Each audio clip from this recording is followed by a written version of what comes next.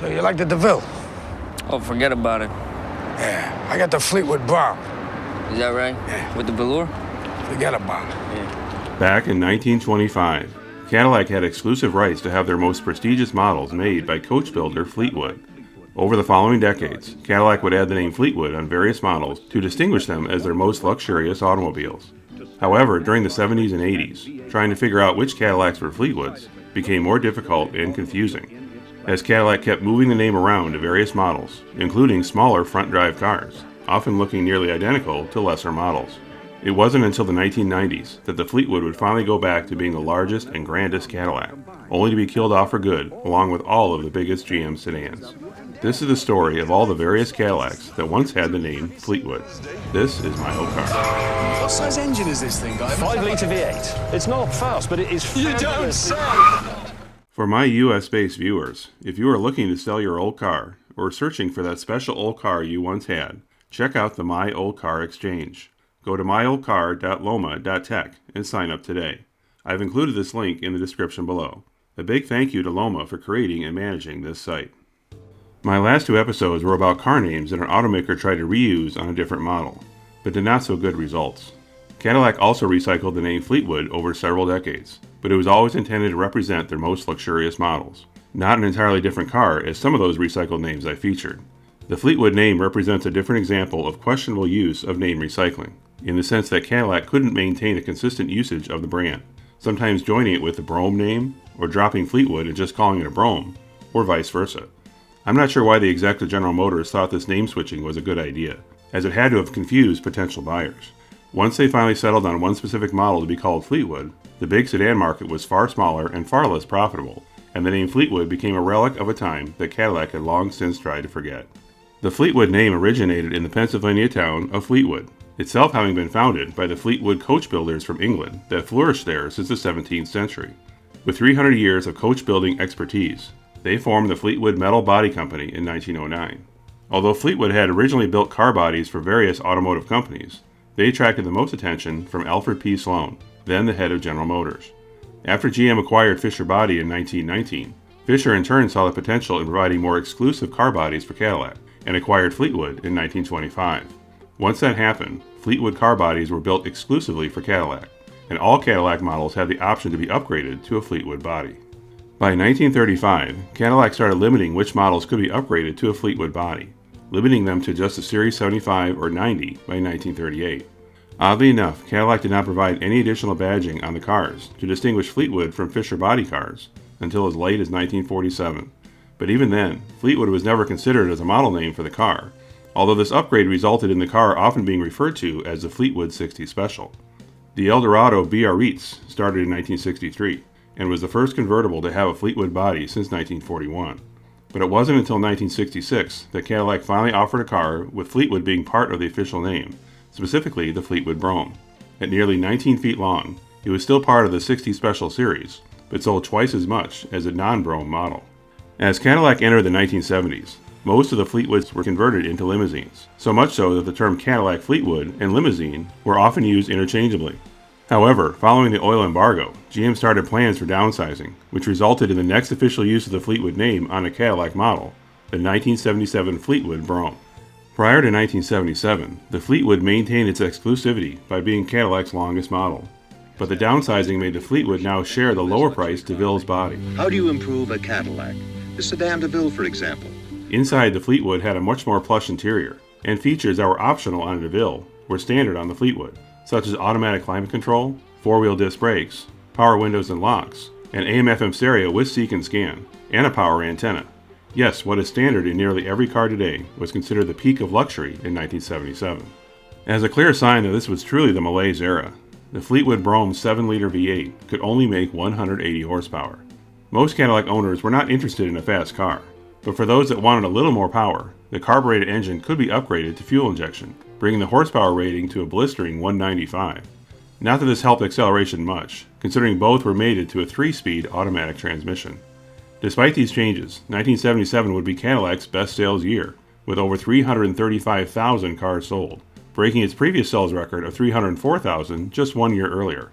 The Fleetwood Brougham accounted for just 28,000 of those sales, whereas over 234,000 sales were the same sized and nearly identical looking DeVille. Considering the DeVille cost around $9,800, whereas the Fleetwood Brougham cost around $11,500. That was a big jump in costs that many weren't willing to pay for what looked like nearly the same car. For 1980, the Fleetwood Brougham sheet metal was restyled in an attempt to improve aerodynamics. Although looking at it today, it looks anything but aerodynamic. They also offered a two-door Fleetwood Brougham based on the Coupe DeVille, with its own exclusive vinyl roof.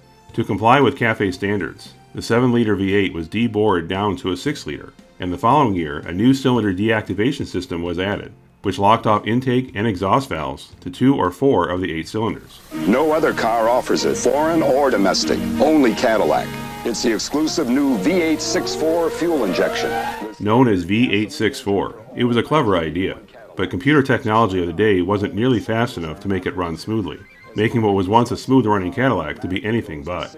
By the following year, Cadillac replaced the V864 with its new HT4100 small block V8, which soon gained its own bad reputation thanks to its poor reliability record. But any Fleetwoods that were destined for limousine conversions had to keep the V864 engine, although with a cylinder deactivation feature removed, as the HT4100 simply couldn't support a limo's heavy-duty power demand. More changes came in 1985, which further blurred the distinction between the Fleetwood and all other Cadillac models. Although the gas crisis had passed, front-wheel drive cars had become so popular that GM decided to start moving several models from their legacy body-on-frame rear-drive full-size platforms to smaller unibody front-wheel drive. This new platform, the C-body, became the basis for other former big cars like the Buick Electra and Oldsmobile 98. Added to that was the newly downsized Cadillac Fleetwood. But to maintain their hold on the limousine market, the old rear-drive platform stayed on, now known as the D-body, but was sold as the Fleetwood Brougham. Having a smaller front-drive sedan and larger rear-drive sedan sharing the same name of Fleetwood was more hassle than it was worth. A new Cadillac! The name Fleetwood Brougham only stayed on the D-body for one more year, 1986. Cadillac Fleetwood Brougham 4-door sedan with 8-cylinder engine, air conditioning. For 1987, Cadillac removed the Fleetwood name from the D-body, so now it was just the Cadillac Brougham, leaving the Fleetwood name on just a smaller front-drive unibody sedan. Considering the history the name Fleetwood had with Cadillac, a name they only assigned to their most luxurious and prestigious models, it was now demoted, and still sharing its size, look, and content with the lower-priced DeVille. Although you could get the Fleetwood in the d'Elegance trim to help distance it more from the DeVille. Clearly style, longer, Fleetwood sedan d'Elegance from Cadillac, the ultimate expression of automobile luxury. Presumably, someone high up in the Cadillac hierarchy eventually realized this mistake, but realized it too late to do anything about it within their own production line. So for 1987, Cadillac offered the Fleetwood 60 Special, which was really just a front-drive Fleetwood, but extended by 5 more inches. GM subcontracted coach builder Hess and Eisenhart to cut the Fleetwood in half at the B-pillar, extending the car and reinforcing the unibody frame, increasing the length of the doors, and adding a vinyl roof to conceal the cut line.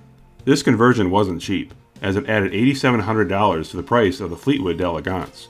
By 1989, GM was able to get the extended design merged into the production run, so that they no longer had to cut the car in half to extend it.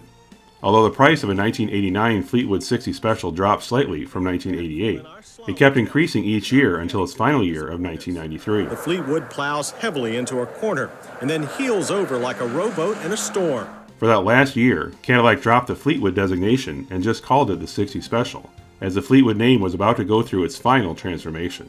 1993 would begin the final chapter of the Fleetwood, and become the only American-built nameplate to start as rear-wheel drive, switch to front-wheel, and then go back to rear-wheel drive. Cadillac had offered the rear-drive full-size Brougham up through 1992, but in 1993, the name Brougham, which had just been the biggest and most expensive Cadillac, became a trim level for the new D-body Fleetwood. The new D-body was essentially a stretched version of GM's new B-body that became the new Chevy Caprice, Oldsmobile Custom Cruiser, and Buick Roadmaster. You bought me a Cadillac? I bought you a Cadillac. There you go. Are you out of your mind? This was GM's last gasp at offering full-size luxury, as the final Fleetwood was 18 3/4 feet long, the longest sedan in the GM lineup. My seat's got a memory. In case somebody moves it. I could be in prison for 5 years. I come out, my seat goes right back to where I like it. That's what I was thinking. It also was the first time since 1977 that the Fleetwood was no longer sharing a body with the DeVille. Despite its extended length, 1993 Fleetwoods still kept the same 5.7-liter V8 that the former Cadillac Brougham had, making only 185 horsepower. But the following year, GM upgraded it to the 260 horsepower 5.7-liter LT1, essentially a detuned version of the C4 Corvette's engine. To help boost sales, the Fleetwood offered an optional 7,000-pound towing package, which included engine cooling upgrades. As it was back to a body-on-frame platform, the Fleetwood could be had as a commercial chassis, essentially an unfinished car to allow conversions to limousines or hearses. This included the conversion of a 1993 Fleetwood to be the official state car for President Bill Clinton, which he used until the end of his second term in 2001. This would be the last presidential limo to be based on a production model. All subsequent models have been built using truck subframes, with custom bodywork just to make them look like a Cadillac. Today, hearing the term Fleetwood harks back to the days when Cadillac wasn't just for luxury, but also only marketing to the senior crowd. A lot has changed since then, including the only other Cadillac since the Fleetwood that is body on frame, the Escalade, and its average owner age has helped shift Cadillac from just an old people's car. But I don't think that means we'll ever see the name Fleetwood on a new Cadillac. Well, you could say to me a Lincoln is better than I'm a Cadillac. saying it. A Lincoln is better than a Cadillac. It's a better automobile. Forget about it. Thanks for watching. If you like this video, click the like button and subscribe to my channel. If you once owned a car from the 70s to mid-2000s that you rarely see today, and would like it featured in a future episode, leave a reply in the comments or contact me at the email shown here. See you next time. Two fucking cars, right? This is a car, this is a car, right? Right here, okay? All these being equal, the one's longer, gonna get there first. You don't have to be fucking Einstein to understand this. You know what happens when you get there, don't you? No. You're still driving a fucking Lincoln.